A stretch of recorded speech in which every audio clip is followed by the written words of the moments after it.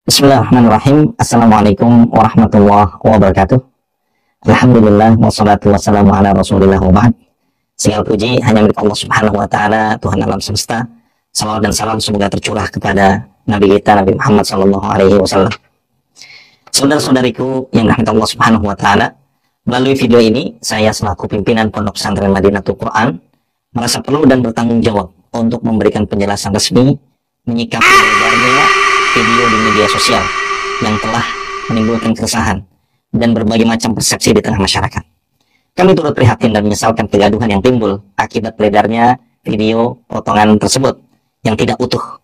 Hal itu diperparah dengan munculnya akun-akun palsu yang mengatasnamakan Madinatul Quran yang menyebarkan informasi dan narasi yang tidak pantas mengenai pihak keluarga yang bersangkutan. Kami berlepas diri sepenuhnya dari akun tersebut. Kami memahami bahwa informasi yang sepotong-sepotong, baik dari video viral maupun dari akun-akun yang tidak bertanggung jawab, dapat menimbulkan kekhawatiran dan keresahan, khususnya di kalangan wali santri dan masyarakat luas yang menaruh kepercayaan kepada kami. Oleh karena itu, izinkan kami menjelaskan. Pertama, pertemuan yang terekam dalam potongan video tersebut bukanlah kejadian tunggal. Itu adalah lanjutan dari rangkaian komunikasi dan kejadian sebelumnya, sebagai puncak dari serangkaian proses pembinaan dan pertimbangan yang sangat matang terkait kelanjutan pendidikan santriwati yang bersangkutan. Perlu kami tegaskan, setiap keputusan yang menyangkut masa depan seorang anak adalah keputusan yang sangat berat bagi kami. Namun, amanah kami yang lebih besar adalah melindungi kepentingan, kenyamanan, dan hak belajar ratusan santri, serta marwah peraturan pondok yang berlaku. Keputusan yang kami ambil adalah opsi terakhir, sebagai wujud tanggung jawab kami dalam menjaga ekosistem pendidikan yang sehat bagi komunitas yang lebih luas. Yang kedua, di tengah pertemuan yang sedang berjalan itulah terjadi sebuah insiden yang sangat kami sayangkan. Seorang pihak dari eksternal, yakni kakak dari santriwati tersebut, menerobos masuk ke dalam ruangan pertemuan yang bersifat private tanpa izin dan tidak sesuai dengan adab dan etika yang dijunjung tinggi. Menerobos masuk dengan alas kaki ke dalam ruangan sambil melakukan rekaman secara ilegal tanpa izin, disertai provokasi verbal. Yang ketiga, mengenai narasi pemukulan yang menjadi inti dari fitnah ini. Kami perlu meluruskan dengan sebenar-benarnya. Yang terjadi adalah teguran keras dengan tepukan di pundak belakang yang dilakukan secara spontanitas atas tindakan kakak tadi yang tidak sesuai dengan adab dan etika. Bukan sebuah tindak kekerasan fisik yang diniatkan untuk menganiaya atau melukai. Narasi kalimat pemukulan ini adalah poin paling vital yang sengaja dipelintir untuk membangun narasi yang keliru dengan framing terjadi pemukulan kepada santri ataupun seakan-akan di lembaga ini mudah sekali terjadi pemukulan. Ya. Narasi keliru ini kemudian diperkuat dengan adanya disinformasi lanjutan, termasuk klaim visum yang tidak dapat dipertanggungjawabkan. Ini menunjukkan adanya sebuah pola terencana untuk memposisikan diri sebagai korban dan menyudutkan lembaga kami. Kami menyesalkan terjadinya sikap spontanitas tadi dan kami berharap tidak terjadi lagi di kemudian hari, karena hal itu merupakan sikap yang tidak tepat dan sebagai bahan introspeksi yang perlu kami evaluasi dan koreksi. Kami adalah lembaga yang dibangun untuk berpegang teguh pada nilai-nilai fundamental Madinatul Quran, yaitu di atas prinsip pendidikan akhlak dan adab yang mulia berdasarkan Al-Quran. Dan kami akan terus berusaha memegang teguh prinsip tersebut, karena inilah ruh dari pendidikan yang kami benat. Oleh karena itu, kami mengajak kepada seluruh masyarakat untuk lebih bijak dalam menyikapi setiap informasi yang datang, terutama dalam bermedia sosial. Mari kita bangun kembali budaya tabayun atau memverifikasi sebuah berita sebelum menghakimi. Sikap dewasa kita dalam menyaring informasi adalah benteng terbaik melawan fitnah di zaman ini. Pada akhirnya, kami tidak akan larut dalam kegaduhan ini. Kami akan tetap fokus pada amanah utama kami, yaitu mendidik para santri, menjaga kepercayaan orang tua, dan terus berusaha mencetak generasi yang Qur'ani, berkarakter, dan visioner yang bermanfaat bagi umat dan bangsa. Kepada seluruh keluarga besar Madinatul Quran, para wali, alumni, simpatisan, dan semua yang mendukung kami ucapkan terima kasih yang tulus atas kepercayaan dan dukungan yang tak henti-hentinya. Mari kita rapatkan barisan dan jaga rumah kita. Atas segala kekurangan dalam proses ini, kami mohon ampun kepada Allah Subhanahu wa Ta'ala. Adapun secara pribadi kami sadar bahwa tak ada gading yang terletak. Kami berharap agar kita semua diberikan petunjuk dan kesadaran untuk mendapatkan kebenaran. Namun, sebagai bagian dari ikhtiar kami untuk menjaga kebenaran dan marwah lembaga pendidikan, kami akan menempuh jalur hukum atas pencemaran nama baik dan penyebaran fitnah yang terjadi. Langkah ini kami ambil bukan atas dasar kebencian, melainkan ini adalah ikhtiar kami untuk memberikan tarbiyah tentang pentingnya adab dan tanggung jawab di ruang digital, dan juga membuka kebenaran yang sebenar-benarnya. Kami wajib melindungi dan membela kehormatan para pendidik yang telah mengabdikan hidupnya untuk umat, serta untuk memastikan bahwa lembaga pendidikan sebagai rumah kita bersama yang tidak mudah diinjak-injak oleh fitnah yang tidak berdasar. Semoga Allah memberikan petunjuk, hidayah, dan kebaikan bagi kita semua, serta membersihkan hati kita dari segala prasangka dan kebencian. Terima kasih atas perhatiannya. Wassallallahu ala nabiyina Muhammad wa ala alihi washabihi ajmain. Wa akhiru da'wana alhamdulillahirabbil alamin. Wassalamualaikum warahmatullahi wabarakatuh. Assalamualaikum warahmatullahi wabarakatuh. Pemirsa yang dirahmati Allah Subhanahu wa taala, itu tadi penjelasan dari pengasuh Pondok Pesantren Madinatul Quran yang bernama yaitu Ustadz Fauzan Abdullah. Apa yang disampaikan oleh beliau, Ustadz Fauzan Abdullah, ini sebagai bentuk pembelaan dari pihak Pondok Pesantren Madinatul Quran. Nah, ini kita selaku masyarakat pada umumnya, maka tugas kita adalah bagaimana kita serahkan sepenuhnya kepada pihak aparat untuk bagaimana bisa menindak sehingga bisa mengusut tuntas segala kasus yang ada di Pondok Pesantren Madinatul Quran. Kita tahu Pondok Pesantren Madinatul Quran ini berpaham yaitu Salafi Wahabi.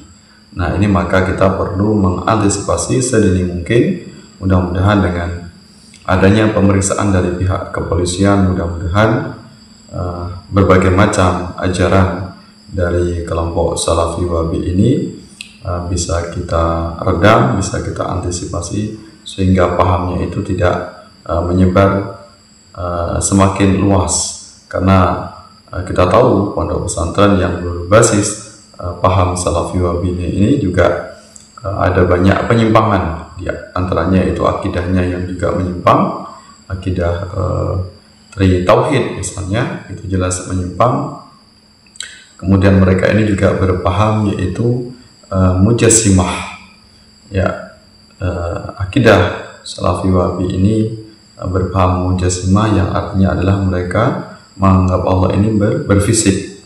Nah, ini paham tajsim yang ini diajarkan oleh diantaranya tokoh idola atau tokoh sentral dari kelompok Salafi Wahabi yaitu Ibnu Taimiyah, termasuk dari tauhid uluhiyah, rububiyah, asma wa sifat yang ini membagi tauhid menjadi tiga. Ini juga ajaran dari Ibnu Taimiyah. Nah, tadi Ustadz Fauzan Abdullah ini menyatakan bahwasanya hendaknya umat Islam untuk mengedepankan tabayun, artinya untuk saling mengetahui dengan jelas kronologinya.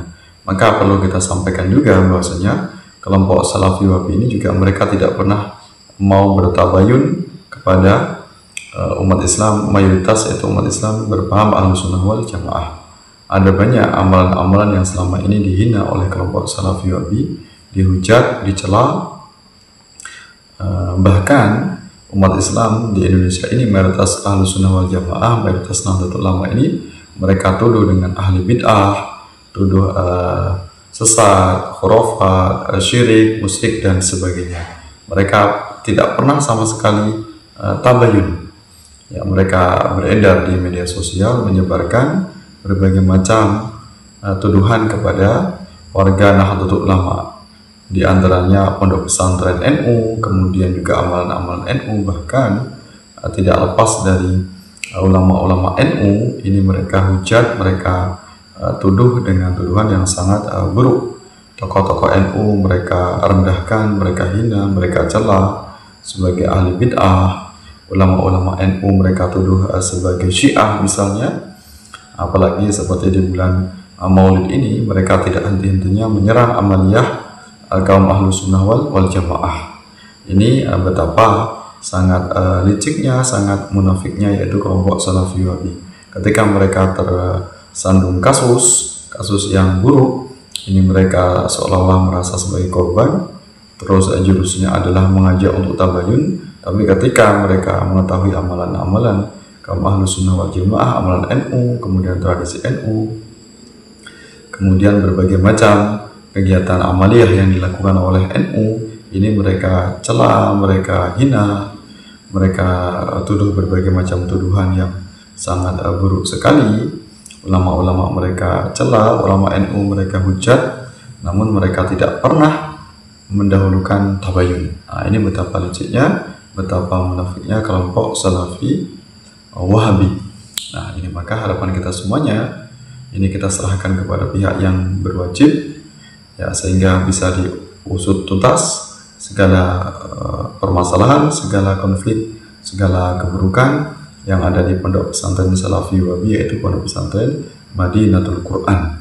Maka di sini kita semuanya hanya menjawab saja, merespon. Ya, kalau selama ini mereka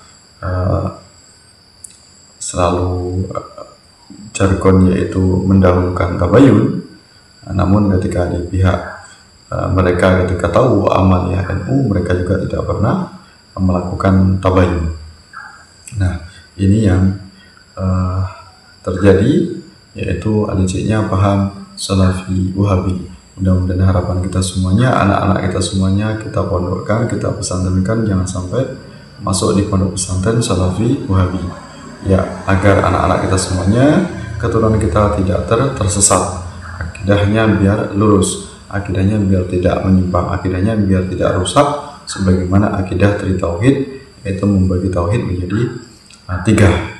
Mudah-mudahan dengan adanya permasalahan ini, mudah-mudahan kelompok Salafi Wahabi bisa koreksi diri, bisa mawas diri, bisa introspeksi diri, sehingga mereka bisa berubah, mereka bisa lebih moderat, mereka bisa menerima berbagai macam perbedaan, yaitu sebagai teguran dari Allah Subhanahu wa Ta'ala agar mereka bisa berubah lebih baik lagi, sehingga tidak semena-mena, tidak memuja, tidak menghina, tidak mencela amaliyah Ahlus Sunnah wal Jamaah, amaliyah yaitu warga Nahdlatul Ulama. Mudah-mudahan bermanfaat untuk kita semuanya. Mudah-mudahan Allah senantiasa memberikan petunjuk, hidayah, rahmat dan keberkahan untuk kita semuanya. Amin ya rabbal alamin. Allahumma waffiq ila aqwamit thoriq. Assalamualaikum warahmatullahi wabarakatuh.